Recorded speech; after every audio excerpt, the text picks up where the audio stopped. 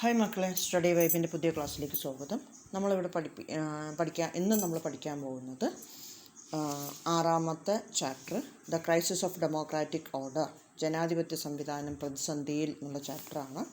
ഈ ചാപ്റ്ററിൽ നമ്മുടെ ഇന്ത്യയിലെ ജനാധിപത്യ വ്യവസ്ഥയുടെ ഒരു മോശമായ സ്റ്റേജായിട്ടുള്ള അടിയന്തരാവസ്ഥ എന്ന വിഷയത്തെക്കുറിച്ചാണ് പഠിക്കുക. 1975 മുതൽ 1977 വരെയുള്ള കാലയളവിൽ ഇന്ത്യയിലുണ്ടായിരുന്ന പ്രശ്നമാണ് അടിയന്തരാവസ്ഥ അഥവാ എമർജൻസി. ഈ പീരീഡ് ഉണ്ടാവാനുള്ള കാരണം എന്താണ്, അതിലേക്ക് നയിച്ച സാഹചര്യങ്ങൾ എന്താണെന്നുള്ളതാണ് നമുക്ക് ആദ്യം പഠിക്കാനുള്ളത്. അപ്പോൾ നമ്മളുടെ ഒരു നല്ല എസ്സേ ക്വസ്റ്റ്യനാണ്, ആനുവൽ എക്സാമിന് ഷുവറായിട്ട് ചോദിക്കുന്ന ഒരു എസ്സേ ക്വസ്റ്റ്യനാണ് ഈ ചാപ്റ്ററിൽ നിന്ന് നമുക്ക് പഠിക്കാനുള്ളത്.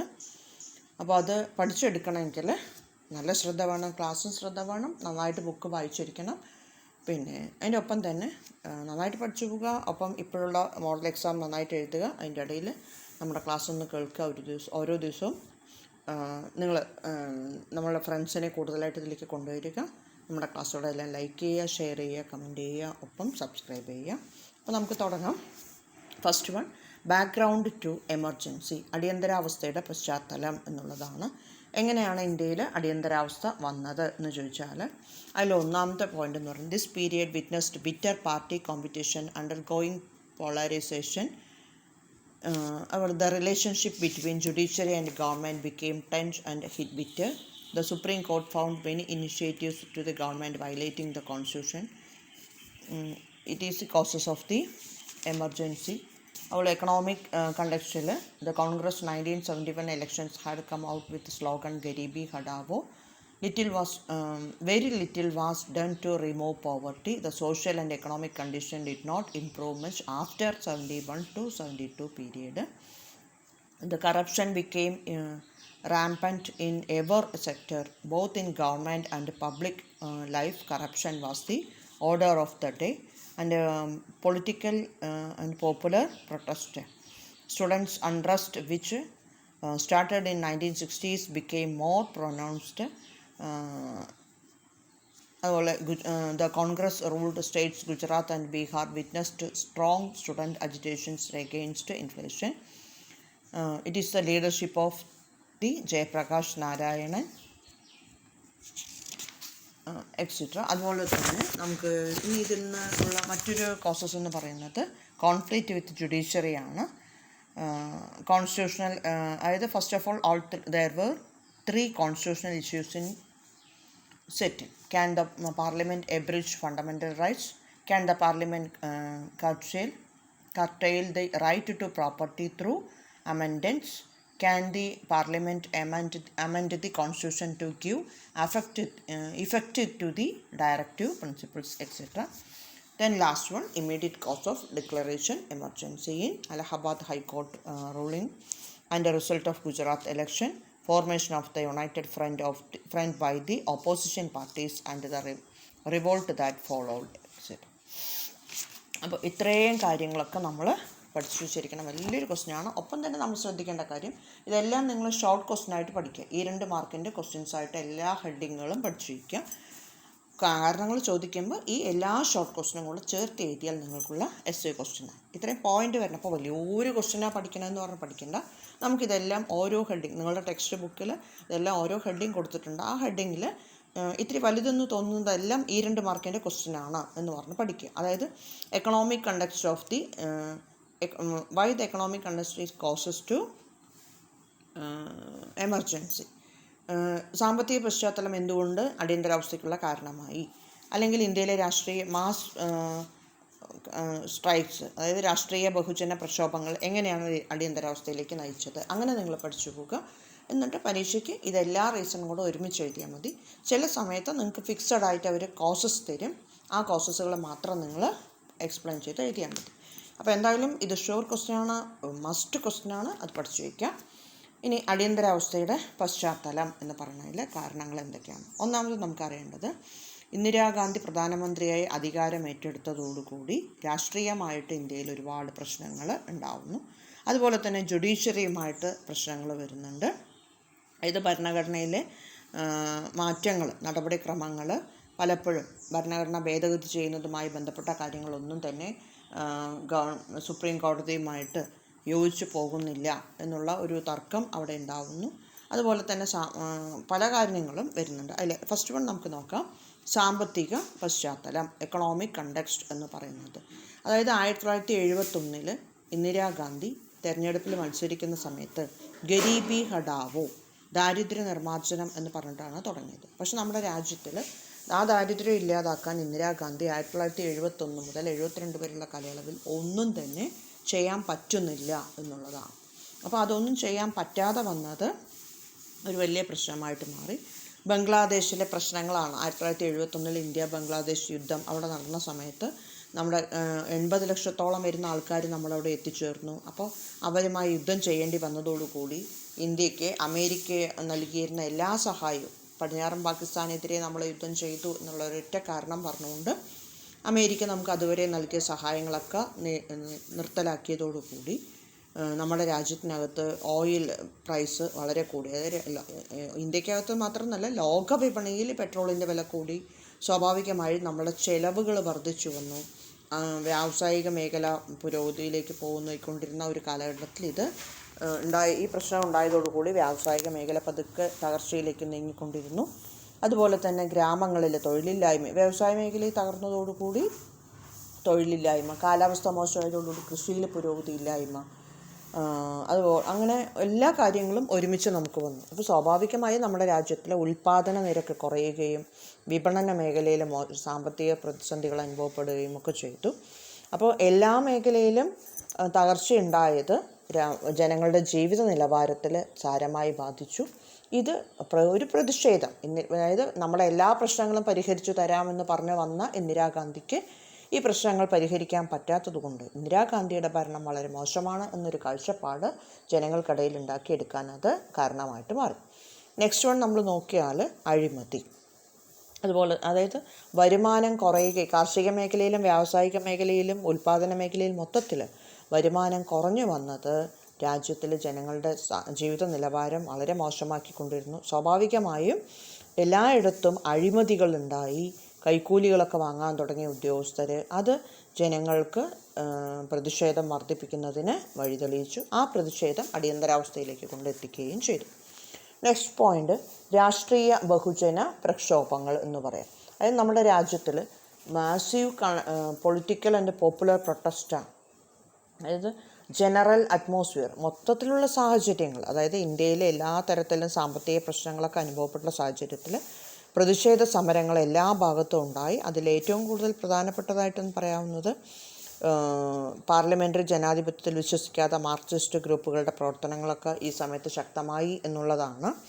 പലയിടത്തും ഒളിപ്പോരുകളും അതുപോലെ സമരമുറകളും ഒക്കെ ഉണ്ടായി. Marxian group, Leninist group, Naxalite ഗ്രൂപ്പുകൾ എന്നറിയപ്പെടുന്നവരുടെയൊക്കെ, അതായത് നമ്മളിപ്പോൾ മാവോയിസ്റ്റുകൾ എന്നറിയപ്പെടുന്ന നക്സലൈറ്റ് ഗ്രൂപ്പുകളുടെയൊക്കെ സമരങ്ങൾ നമുക്ക് ഈ ഒരു കാലയളവിൽ കാണാനായിട്ട് സാധിച്ചു വന്നു.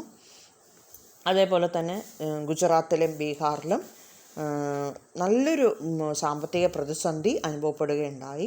ആ സാമ്പത്തിക പ്രതിസന്ധി ഉണ്ടായതിനെ തുടർന്ന് അവിടെ വിദ്യാർത്ഥികളാണ് നിലവിൽ ആ രണ്ട് പ്രദേശങ്ങളും ഭരിക്കുന്നത് കോൺഗ്രസ് പാർട്ടിയാണ്.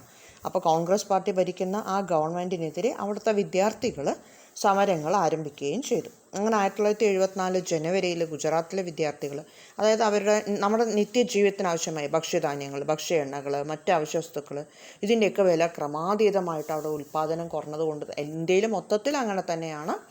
അപ്പോൾ സാധനങ്ങളുടെ വിലയൊക്കെ വർദ്ധിച്ചു വന്നപ്പോൾ ഗുജറാത്തിലെയും ബീഹാറിലെയും ഭരണകക്ഷിയുടെ പോരായ്മയാണ് ഈ പ്രശ്നങ്ങൾക്ക് കാരണം എന്ന് പറഞ്ഞുകൊണ്ട് അവിടുത്തെ പ്രതിപക്ഷ പാർട്ടികളെല്ലാം ഒരുമിക്കുകയും അവർ സമരത്തിന് തുടക്കം കുറിച്ചു. ഒപ്പം വിദ്യാർത്ഥികൾ ആ സമരത്തെ കൂടുതൽ സ്ട്രോങ് ആക്കി മാറ്റിക്കൊടുത്തു.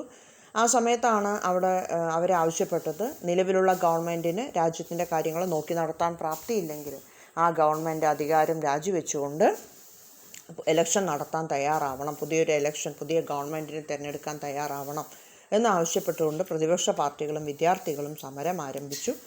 അങ്ങനെ അതിൻ്റെ നേതാവെന്ന് പറയുന്നത് അതിൽ പ്രധാനമായിട്ടും അന്ന് ഇന്ദിരാഗാന്ധിക്കെതിരായി പ്രതിഷേധങ്ങൾ ഒരുപാട് ഉയർത്തിയിരുന്ന മൊറാർജി ദേശായി തന്നെയാണ് ഈ പുതിയ തെരഞ്ഞെടുപ്പിൻ്റെ ആവശ്യകത ചൂണ്ടിക്കാണിക്കുകയും ചെയ്തത്. സ്വാഭാവികമായും 1975 ജൂണിൽ നിയമസഭയിലേക്കുള്ള ഇലക്ഷൻ നടന്നു. ആ ഇലക്ഷനിൽ കോൺഗ്രസ് പരാജയപ്പെടുകയും ചെയ്തു. കാരണം അവിടുത്തെ ജനങ്ങളെ സംബന്ധിച്ചിടത്തോളം ഭക്ഷണ സാധനങ്ങളുടെ വില കൂടിയത് അവർക്ക് താങ്ങാവുന്നതിലും അധികമായിരുന്നു. അതേപോലെ തന്നെ ഗുജറാത്തിൽ പ്രശ്നം ഉണ്ടായ പോലെ തന്നെ ബീഹാറിലും പ്രശ്നം ഉണ്ടാകുന്നു. അവിടെ ബീഹാറിലെ വിദ്യാർത്ഥികൾ ഇതേപോലെ വില വർധനവ്, ഭക്ഷ്യക്ഷാമം, തൊഴിലില്ലായ്മ, അഴിമതി, ഇതിൻ്റെയൊക്കെ പേരിൽ. ഗുജറാത്തിൽ മൊറാർജി ദേശായിയാണ് സമരപരിപാടികൾക്ക് നേതൃത്വം നൽകിയതെങ്കിൽ ബീഹാറിൽ ജയപ്രകാശ് നാരായണനാണ് സമരപരിപാടികൾക്ക് നേതൃത്വം നൽകിയത്. അപ്പോൾ അവിടെയും പുതിയ ഇലക്ഷൻ വന്നു. ആ ഇലക്ഷനിൽ കോൺഗ്രസ് പരാജയപ്പെടുകയും ചെയ്തു. അപ്പോൾ അദ്ദേഹത്തിൻ്റെ മനസ്സിൽ യഥാർത്ഥ ജനാധിപത്യം സ്ഥാപിതമാക്കണമെങ്കിൽ സാമൂഹ്യ സാമ്പത്തിക രാഷ്ട്രീയ രംഗങ്ങളിൽ ടോട്ടൽ റവല്യൂഷൻ അഥവാ സമ്പൂർണ്ണ വിപ്ലവം വേണം, എല്ലാ രംഗത്തും പൂർണ്ണമായ മാറ്റം ആവശ്യമാണ് എന്നാവശ്യപ്പെട്ടു. അപ്പോൾ അന്മക്കൾ അവിടെ ഒരു വൺ വേർഡ് നോട്ട് ചെയ്തോളൂ, ടോട്ടൽ റവല്യൂഷൻ, സമ്പൂർണ്ണ വിപ്ലവം. അതിന് ആഹ്വാനം ചെയ്ത ആൾ ജയപ്രകാശ് നാരായണനാണ്. ബൈ ചാൻസ് നിങ്ങൾക്ക് ടോട്ടൽ റവല്യൂഷൻ എന്താണ് എന്ന് ചോദിച്ചാൽ 1975 ബീഹാറിലെ കോൺഗ്രസ് ഗവൺമെൻറ്റിനെ പിരിച്ചുവിടണമെന്ന് ജയപ്രകാശ് നാരായണൻ ആവശ്യപ്പെടുകയും യഥാർത്ഥ ജനാധിപത്യം സ്ഥാപിതമാക്കുന്നതിന് സാമൂഹ്യ സാമ്പത്തിക രാഷ്ട്രീയ രംഗങ്ങളിൽ സമ്പൂർണ്ണ വിപ്ലവത്തിന് അദ്ദേഹം ആഹ്വാനം ചെയ്യുകയും ചെയ്തു. അപ്പോൾ ടോട്ടൽ റവല്യൂഷൻ എന്നുള്ള പേര് വരുമ്പോൾ തന്നെ ജയപ്രകാശ് നാരായണൻ ഓർമ്മ വരണം. 1974-75 പീരീഡിലാണ് എന്നുള്ള കാര്യം കൂടി ഓർക്കണം. എല്ലായിടത്തും ബന്ദും ഗൊരാവോ, പണിമുടക്കുകളും ഹർത്താലുകളും ഒക്കെ ഇതായി. പക്ഷേ അവിടുത്തെ ബീഹാർ ഗവൺമെൻറ് രാജിവെക്കാൻ ഒരുപാട് സമയം എടുത്തു. ഇതിനെ തുടർന്ന് ജയപ്രകാശ് നാരായണൻ പ്രശ്നങ്ങൾ കൂടുതൽ സ്ട്രോങ് ആക്കാൻ തീരുമാനിക്കുകയും അവിടുത്തെ എല്ലാ ജീവനക്കാരോടും, സർക്കാർ ജീവനക്കാരോടും റെയിൽവേ ജീവനക്കാരോടുമൊക്കെ സമര പരിപാടികൾക്ക് നേതൃത്വം നൽകാൻ ആവശ്യപ്പെടുകയും ചെയ്തു. അങ്ങനെ വലിയൊരു റാലി അവിടെ സംഘടിപ്പിക്കാൻ ശ്രമിച്ചു. അപ്പോൾ അതിൽ കോൺഗ്രസ്സുകാരല്ലാത്ത എല്ലാ രാഷ്ട്രീയ പാർട്ടികളും നിലവിലെ പ്രവർത്തനങ്ങൾ മോശമാണ് കോൺഗ്രസിൻ്റേതെന്ന് പറഞ്ഞുകൊണ്ട് തന്നെ സമര പരിപാടികൾക്കൊരു കൂട്ടായ്മ രൂപീകരിച്ചു.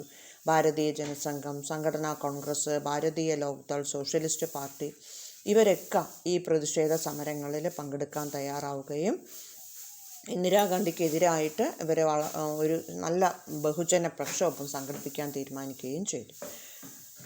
അപ്പോൾ ഈ പലരും ഈ സമരത്തിൽ, അതായത് കോൺഗ്രസ്സിനെതിരായിട്ടാണ് സമരം എന്നുള്ളതാണെങ്കിലും ഇന്ദിരാഗാന്ധിയുടെ ഭരണം വളരെ മോശമാണ്, ഭരണം ശരിയല്ല എന്നൊക്കെ പറഞ്ഞുകൊണ്ടാണ് ഇതായത്. ഇന്ദിരാഗാന്ധി പറഞ്ഞത് എന്താ വെച്ചാൽ, ഇന്ദിരാഗാന്ധിയുടെ ഭരണം മോശമായതുകൊണ്ട് എന്നുള്ളതല്ല, മറിച്ച് ഇന്ദിരാഗാന്ധി എന്ന വ്യക്തിയോടുള്ള വിദ്വേഷമാണ് മൊറാർജി ദേശായിയും ജയപ്രകാശ് നാരായണനെയും പോലുള്ളവർ ഈ സമരത്തിന് നേതൃത്വം നൽകുന്നതിന് കാരണമെന്ന് ഇന്ദിരാഗാന്ധി അതിനെ വിമർശിക്കുകയും ചെയ്തു.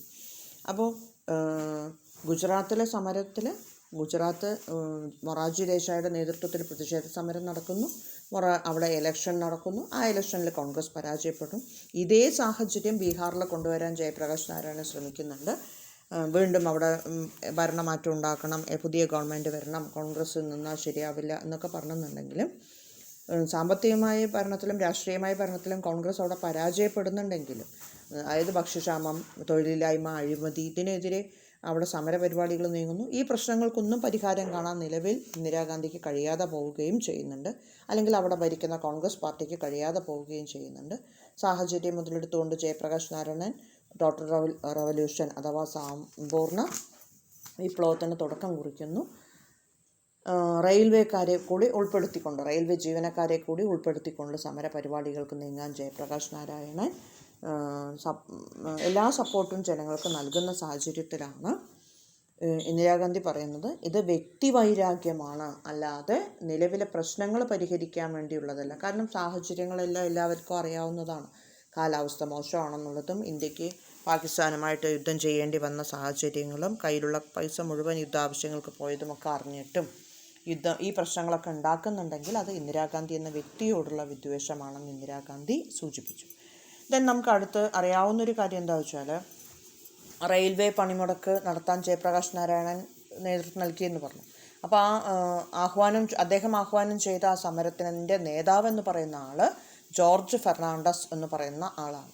അപ്പോൾ ഒരു റെയിൽവേ പണിമുടക്ക് 1974 ആരംഭിക്കാൻ ആഹ്വാനം ചെയ്തത് ജയപ്രകാശ് നാരായണനും നേതൃത്വം നൽകിയത് ജോർജ് ഫെർണാണ്ടസും ആണ്.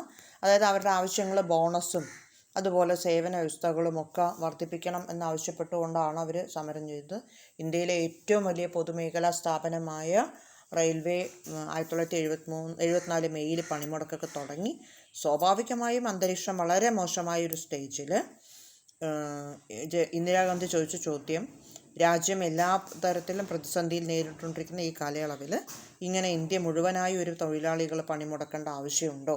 അതായത് പണിമുടക്ക് നിയമവിരുദ്ധമാണ്. അതായത് ഗവൺമെൻറ് പറയുന്ന ഒരു കാര്യം എന്താ വെച്ചാൽ, റെയിൽവേയിലൂടെയാണ് നമ്മുടെ മൊത്തം അന്നത്തെ കാര്യങ്ങളെല്ലാം, അതായത് എല്ലാ ജനങ്ങൾക്കും ഭക്ഷണ സാധനങ്ങളാണെങ്കിലും മറ്റു പല കാര്യങ്ങളും ചരക്കുകളൊക്കെ ആണെങ്കിലും ഒരു സ്ഥലത്ത് നിന്ന് മറ്റൊരു സ്ഥലത്ത് എത്തിച്ചുകൊണ്ടിരിക്കുന്നതൊക്കെ റെയിൽവേ ആണ്. അപ്പോൾ ഇതുപോലുള്ള മേഖലയിൽ നിന്നും സമരങ്ങൾ സ്ട്രോങ് ആവുകയാണെങ്കിൽ ബുദ്ധിമുട്ടാണ്. പകരം ഞങ്ങൾ പുതിയ തൊഴിലാളികളെ നിയമിക്കേണ്ടതായിട്ട് വരും. അതുകൊണ്ട് അത്യാവശ്യ സാധനങ്ങളെല്ലാം കൊണ്ടുപോവുകയും കൊണ്ടുവരികയും ചെയ്യുന്ന റെയിൽവേ ജീവനക്കാർ സമരം ഉണ്ടാക്കുന്നത് ശരിയല്ല എന്നവർ ഇന്ദിരാഗാന്ധി അഭിപ്രായപ്പെട്ടു. സ്വാഭാവികമായും 20 ദിവസത്തെ സമരത്തിനൊടുവിൽ സമരം അവസാനിപ്പിച്ചുകൊണ്ട്, പണിമുടക്ക് അവസാനിപ്പിച്ചുകൊണ്ട് അവർക്ക് ജോലിക്ക് കയറേണ്ട ഒരു അവസ്ഥ രൂപം കൊള്ളുകയും ചെയ്തു. ഇനി അടിയന്തരാവസ്ഥയിലേക്ക് നയിച്ച മറ്റൊരു പ്രധാനപ്പെട്ട സംഭവമാണ് നീതിന്യായ വകുപ്പുമായുള്ള സംഘർഷം, കോൺഫ്ലിക്റ്റ് വിത്ത് ജുഡീഷ്യറി എന്ന് പറയാം. അതിന് 3 ചോദ്യങ്ങളാണ് ഉണ്ടായിരുന്നത്. അതായത് ഇന്ത്യൻ സുപ്രീം കോടതി ഇന്ത്യ ഗവൺമെൻറ്റിനോട് 3 ചോദ്യങ്ങളാണ് ചോദിക്കുന്നത്. മൗലിക അവകാശങ്ങൾ വെട്ടിക്കുറയ്ക്കാൻ, നമ്മളുടെ സ്വത്താവകാശം മൗലിക അവകാശം അല്ലാതാക്കി മാറ്റുന്നത് ഏതാണ്ട് ഈ പീരീഡിലാണ്. അപ്പോൾ ചോദിക്കുന്നൊരു ചോദ്യം, മൗലിക അവകാശങ്ങൾ വെട്ടിക്കുറയ്ക്കാൻ പാർലമെൻറ്റിന് അധികാരമുണ്ടോ? സുപ്രീം കോടതിയുടെ അഭിപ്രായം, അതിന് ഭരണകൂടത്തിന് അധികാരമില്ല. രണ്ടാമതായിട്ട്, ഭരണഘടന ഭേദഗതി ചെയ്ത് സ്വത്താവകാശം നിയന്ത്രിക്കാൻ പാർലമെൻറ്റിന് അധികാരമുണ്ടോ? അതിനും സുപ്രീം കോടതിയുടെ മറുപടി ഇല്ല എന്നാണ്. ഭരണഘടനയിലെ നിർദ്ദേശക തത്വങ്ങൾ പ്രായോഗികമാക്കുന്നതിന് വേണ്ടിയിട്ട്, അതായത് നമുക്ക് ഭരണഘടന നിർദ്ദേശക തത്വങ്ങൾ തന്നിട്ടുണ്ട്, അത് നടപ്പാക്കാൻ വേണ്ടി മൗലിക അവകാശങ്ങളെ എന്തിനാണ് ലിമിറ്റാക്കുന്നത് എന്നതാണ് അവരുടെ ചോദ്യം. അപ്പോൾ ഈ 3 ചോദ്യങ്ങളും നമ്മുടെ മുന്നിൽ ഒരു ചോദ്യചിഹ്നമായി ഗവൺമെൻറ്റിന് നിൽക്കുന്നു. അതോടൊപ്പം തന്നെ ഇന്ത്യയിൽ ഇന്ദിരാഗാന്ധി ഗവൺമെൻറ്റും ജുഡീഷ്യറിയും കൂടി പ്രശ്നം ഉണ്ടാക്കുന്ന പ്രധാനപ്പെട്ട ഒരു സംഭവ വികാസം കൂടി ഇന്ത്യയിലുണ്ടാകുന്നു. അതിലൊരെണ്ണമാണ് സുപ്രീം കോടതി, 2 കാര്യങ്ങൾ. ഒന്ന്, സുപ്രീം കോടതി ചീഫ് ജസ്റ്റിസിൻ്റെ നിയമനം. 2, അലഹബാദ് ഹൈക്കോടതിയുടെ വിധിയാണ്.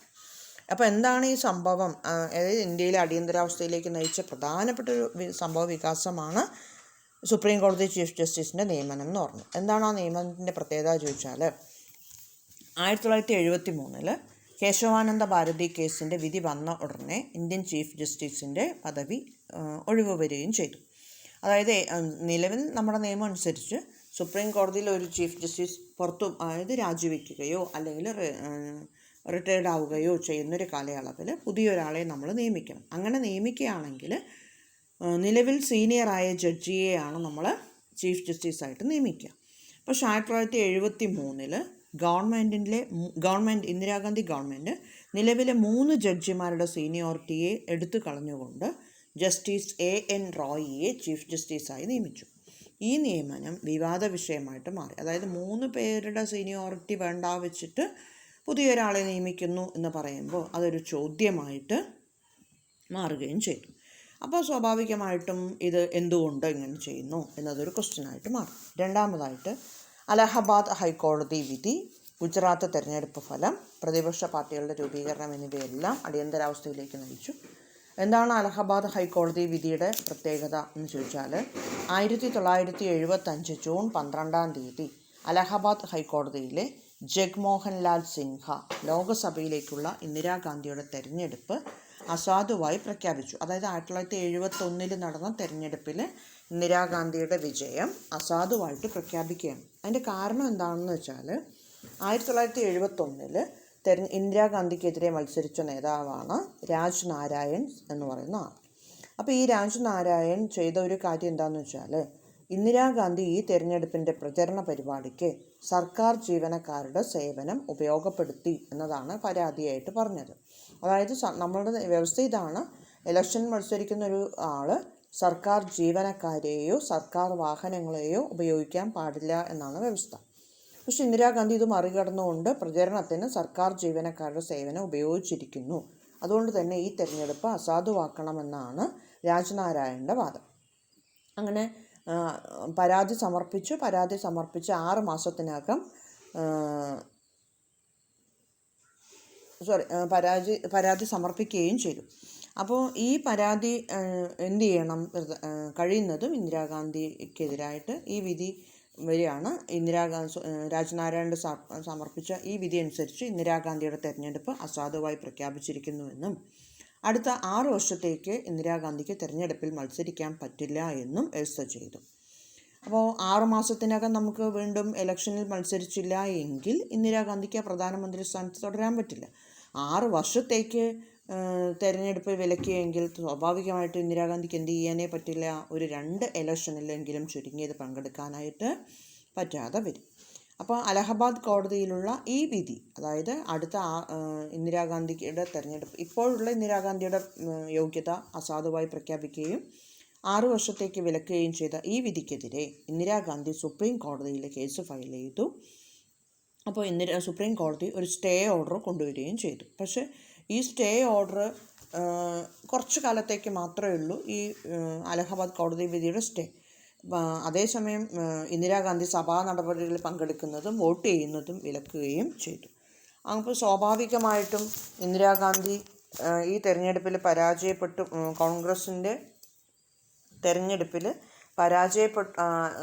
ഗുജറാത്തിൽ നടന്ന തെരഞ്ഞെടുപ്പിൽ പരാജയപ്പെട്ടു പോവുകയും ഇവിടെ ഇലക്ഷനിൽ നിൽക്കാൻ പറ്റാതെ വരികയും ചെയ്ത ഈ സാഹചര്യത്തിൽ ഇന്ദിരാഗാന്ധിയെ കൂടുതൽ പരിഭ്രാന്തയാക്കുകയാണ് ചെയ്തത്. അതായത് നമ്മൾക്ക് ഇനി 6 വർഷത്തേക്ക് ഇലക്ഷനിൽ മത്സരിക്കാൻ പറ്റാതെ വരുമോ, സ്റ്റേ ഓർഡർ എപ്പോൾ വേണമെങ്കിലും എടുത്തു മാറ്റാവുന്നതല്ലേ ഉള്ളൂ. അപ്പോൾ സ്റ്റേ ഓർഡർ പോയി കഴിഞ്ഞാൽ ഇന്ദിരാഗാന്ധിക്ക് ഇലക്ഷനിൽ മത്സരിക്കാൻ പറ്റാതെ വരും, സഭാ നടപടികളിൽ പങ്കെടുക്കാൻ പറ്റാതെ വരും, വോട്ട് ചെയ്യുന്നതിനൊക്കെ വിലക്ക് എന്ന് പറയുമ്പോൾ വോട്ട് ചെയ്യാനും പാടില്ല, സഭാ നടപടി പങ്കെടുക്കാനും പാടില്ല എങ്കിൽ ഇപ്പോൾ തൽക്കാലം പ്രധാനമന്ത്രിയാണെന്ന് പറഞ്ഞിട്ട് അവിടെ പോയി വെറുതെ പാർലമെൻറ്റിൽ ഇരിക്കുന്നതിൽ അർത്ഥമില്ലല്ലോ.